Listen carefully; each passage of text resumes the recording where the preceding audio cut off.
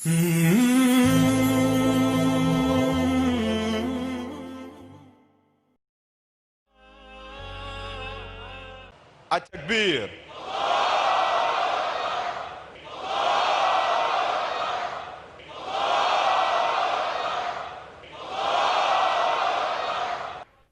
الحمد لله و الصلاة و السلام علی رسول الله و آله و اصحابه اجمعین و اما بعد. اعوذ بالله من الشیطان الرجیم. بسم الله الرحمن الرحیم. وقل جاء الحق وزهق الباطل ان الباطل كان زهوقا رب اشرح لي صدري ويسر لي امري واحلل عقدة من لساني يفقهوا قولي.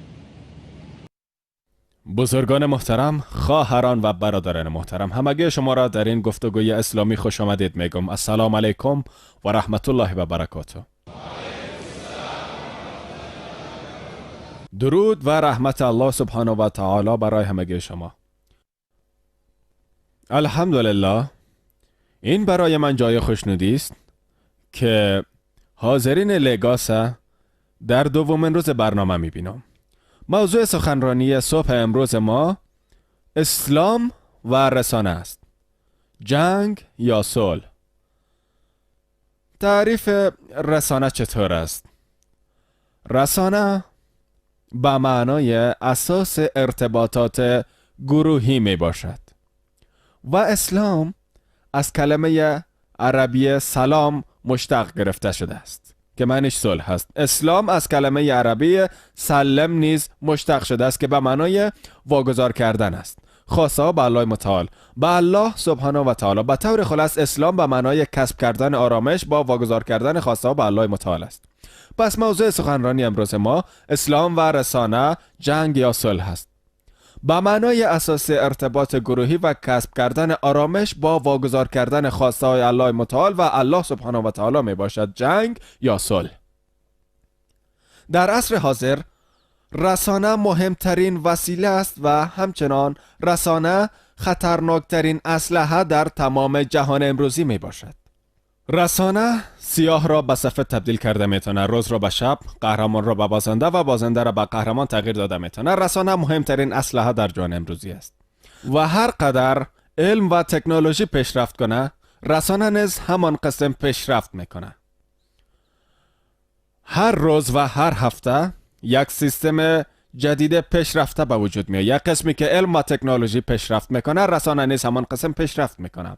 از رسانه برای اهداف خوب استفاده کرده میتوانیم و برای اهداف بد او مربوط شما میشه که چطور استفاده کنیم. به طور مثال از چاقو برای کارهای خوب مثل بریدن سبزیجات، بریدن نان استفاده کرده میتونیم و برای کارهای بد مثل دزدی نیز استفاده کرده میتونیم. همین قسم از رسانه هم برای اهداف خوب استفاده کرده میتونیم و رسانه را به طور وسیع به 4 کاتگوری تقسیم کرده میتونیم: رسانه خطی، رسانه صوتی، رسانه تصویری و آیتی یا تکنولوژی معلوماتی.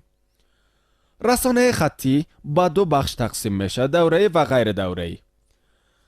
رسانه خطی غیر دوره‌ای مثل تابلوها، کتابها، جزوه‌ها، نشریه‌های روزانه. رسانه خطی دوره‌ای مثل خطهای خبری، روزنامه‌ها، مقاله‌ها که آنها را روزانه، هفته‌وار، شبانه، ماهانه، فصلی، سالانه و غیره. رسانه صوتی میتونه شامل کاست‌های صوتی که در عصر حاضر به جای اونا بیشتر از CD، DVD و فلش‌های صوتی استفاده میشه. از اینا هم به صورت انفرادی و هم به صورت گروهی اجتماعی استفاده میشه. به شکل انفرادی مثلا در خانه، در دفتر، اگر کامپیوتر یا MP3 داشته باشیم به شکل تنهایی شنیده میتونیم. حتی در وقت حرکت، هنگام قدم زدن، در جریان دویدن و حالت سوار و یا پیاده شنیده میتونن. بالای یگان وسیله حتی شنیده میتونن، مثلا وقت سفر، در داخل موتور، داخل کاستر، داخل قطار، داخل طیاره توسط وسیله صوتی. شما به صورت گروهی در جلسات اجتماعی، برنامه‌های خانوادگی، در عروسی‌ها و در موقعیت‌های مختلف از او استفاده کرده میتونن. از آن در سطح اجتماع، از نشریه‌ها، از رادیوها استفاده کرده میتونن. رسانه‌هایی که تأثیرات متفاوت دارن. کاتگوری سوم رسانه تصویری است. قبلا ما کاست‌های تصویری داشتیم که حال قابل استفاده نمی باشن. حال DVD یا صفحه تصویری دیجیتالی داره. حال ما HD DVD داره، های دفینیشن DVD. عصر تریان بلوری است. رسانه در حال تغییر است. چیزی که در گذشته بهترین بود حال بیکاره شده. هر سال وسیله جدید رسانه ساخته میشه. بهترین هایی که در گذشته داشتیم یومیتی که تاریخ گذشته، تاریخ کامره دیویدی گذشت، تاریخ وسایل دیجیتالی گذشت، حال HD داره با کیفیت پایین، کیفیت بالا و بالاتر. در حال پیشرفت هستیم. این را نیز مثل رسانه صوتی میتوان به صورت انفرادی توسط وسایل و پلیرهای دیویدی و خانه، در دفتر، در کل جای از او میتونیم استفاده کنیم. میتوان در داخل وسایل نقلیه مثل موتر، کاستر، قطار، طیاره ها استفاده کرد، هر جایی که قابل دسترس باشه. رسانه در حال پیشرفت است. در گذشته وقت با طیاره سفر میکردیم فقط یک گزینه وجود داشت که یک فیلم به همگی نشان داده میشد. حال فرق میکنه. بالای چوکی خود از میان صدها شبکه یکی را بدل خواه برای دیدن انتخاب کرده میتونیم. رسانه در حال پیشرفت است. با شکل گروهی در برنامه توسط صفحه نمایش دیده میتونیم. حتی در سطح اجتماع با شکل تلویزیون استفاده کرده میتونیم. توسط آن تنها شبکه‌های ماهواره‌ای، توسط برنامه‌های تلویزیون استفاده کرده میتونیم. رسانه در حال پیشرفت است. تکنولوژی در حال ترقی است. مشکلاتی که در گذشته به خاطر راه اندازی یک شبکه وجود داشت حال به مراتب آسان تر شده و آنقدر در گذشته پیشبرد یک رسانه سرمایه زیاد لازم داشت، حال سرمایه کم کار داره. رسانه 4 آیتی یا تکنولوژی معلوماتی است. این تمام رسانه‌های دیگر را در بر میگیره، مثل کامپیوتر، اینترنت که در آن وبسایت ها، فیسبوک، توییتر، واتساپ، وایبر و تمام محتویات او را پوشش میده. پیشرفته ترین رسانه اصلی تکنولوژی معلوماتی است. هر هفته، هر ماه شکل جدید او به وجود میاد. راه‌های جدید ارتباطی ساخته میشه. تکنولوژی معلوماتی رسانه خطی را در بر میگیره. مثلا در اینترنت روزنامه وجود داره، در اینترنت مجله وجود داره، در اینترنت کتاب ها وجود داره.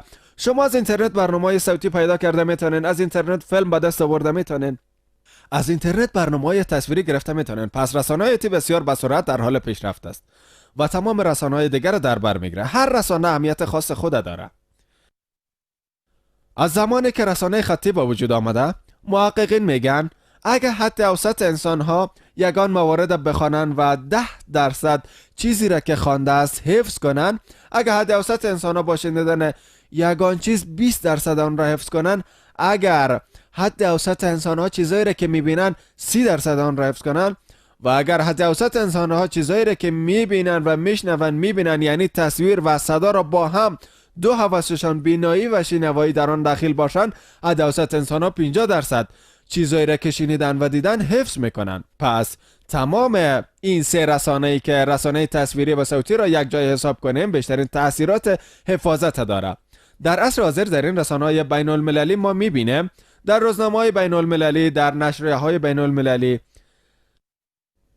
در عصر حاضر در رسانه‌های بین المللی ما میبینیم، در روزنامه‌های بین المللی، در نشریه‌های بین المللی، در نشرات رادیوهای بین المللی، در شبکه‌های تلویزیونی، در اینترنت ما می‌بینیم که تبلیغات تلخ درباره اسلام وجود داره.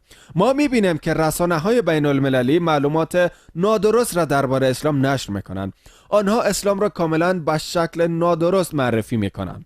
اکثریت رسانه‌های بین‌المللی را ما می‌بینیم که معلومات نادرست را درباره اسلام نشر می‌کنند. متأسفانه ما مسلمان‌ها در حصه رسانه بسیار عقب مانده هستیم. ما بسیار عقب مانده هستیم. رسانه ها در عصر حاضر بزرگترین دشمن اسلام است. اگر بخواین اسلام را به آبرو بسازن، این کار را در ثانیه ها میتونن. اگر بخواین که یک اعتقاد نادرست را درباره اسلام عام بسازه، این کار را در نشرات رادیویی، در شبکه‌های بین المللی، در اینترنت، در کمترین حد امکان زمان کل دنیا را با معلومات نادرست پر میکنن و متاسفانه ما مسلمان‌ها وظیفه خود به جا نمیاره. ما مسلمان‌ها او وظیفه‌ای که باید انجام بده نمیتیم.